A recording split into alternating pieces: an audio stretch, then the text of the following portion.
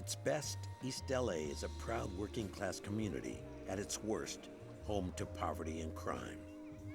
Out of this complex environment came one of the most remarkable bands in Chicano rock history, Cannibal and the Headhunters, fronted by lead singer Frankie Garcia. You are so wonderful and sweet. The product of a broken home, Frankie was a survivor.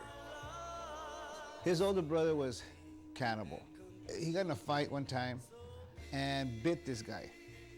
And so that's why they started calling him Cannibal. Man-eater or whatever.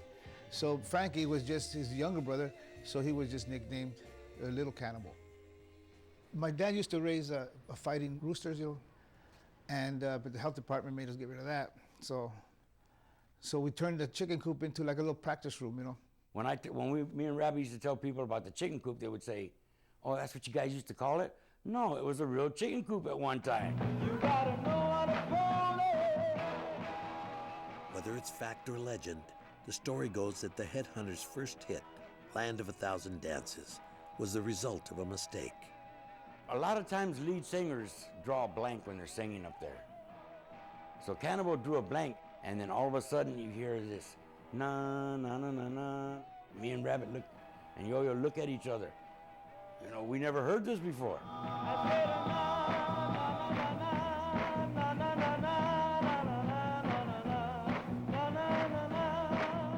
What you have in Land of 1000 Dances is all these different musicians from different bands, this whole Chicano community coming together in one room to do this record because they were all there to support Frankie. Personally, it has always been the culmination of all the things we've been working on together and the hopes of the whole Chicano East Side music coming together on that recording. When we finished Land of 1000 Dances, Eddie Davis said that's a hit. I don't know if I knew what a hit was, just being from the neighborhood like I was, didn't care. But no, it didn't really cross my mind. Yeah, we got something here.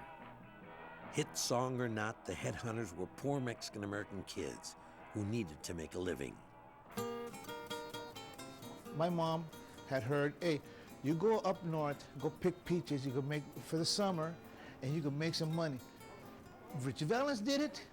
We didn't know how to pick peaches. I don't know, I guess we were up there for a week, and I guess we made, between him, Rabbit, myself, and Yo-Yo, I guess we made a couple dollars, I don't know.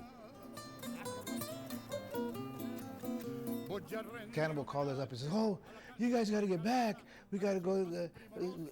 The record's a hit, and you got to get back. You got to get back here. We got to get back here. We got to go do this hullabaloo show." Blah, blah. We made enough money to get our sorry butts home, man. We came back, got on a plane, and headed for New York. I said you gotta know how to call it. Oh,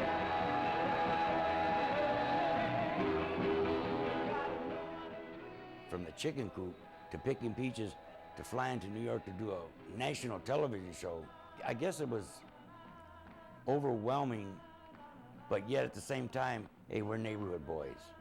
We grew up in the projects, man. We're tough. So I guess we didn't show our emotions too much.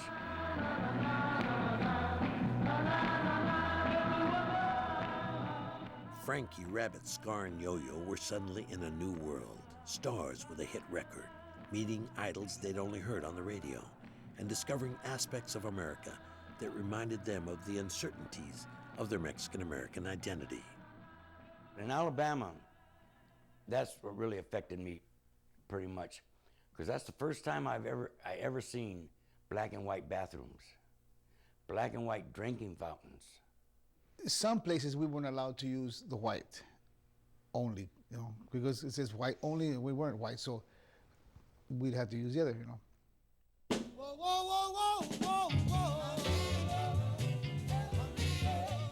Eddie Davis played a role in the case of Cannibal and the Headhunters that went beyond producing the group, managing the group, and became almost like father figure camp counselor.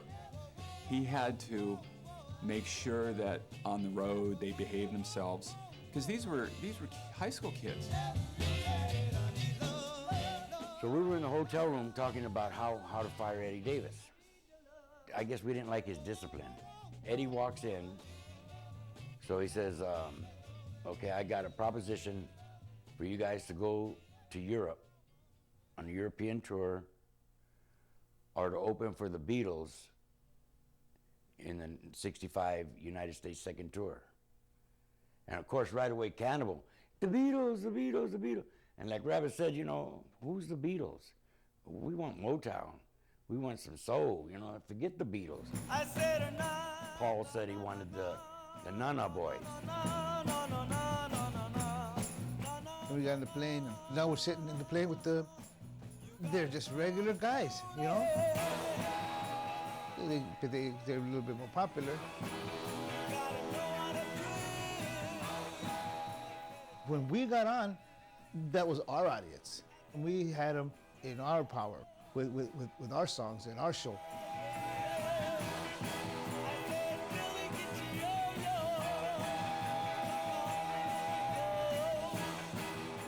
For the Headhunters, the climax of the tour was a sold-out concert at the Hollywood Bowl. They were really hot that night. When they finished, they just, you know, the people just went crazy. They just gave them really a terrific ovation. That was Cannibal, excitement. The Headhunters were Mexican-American rock stars with a hit record, but they were soon overtaken by major changes in popular music. When the British invasion, in essence, took over rock and roll, starting with the Beatles and then the Animals and Herman's Hermits and Dave Clark 5, it whitened the pop music sound. It whitened the rock and roll sound. And that was off-putting and to an extent confusing to the Chicano audiences and to a degree the Chicano groups because they'd grown up with the black sound.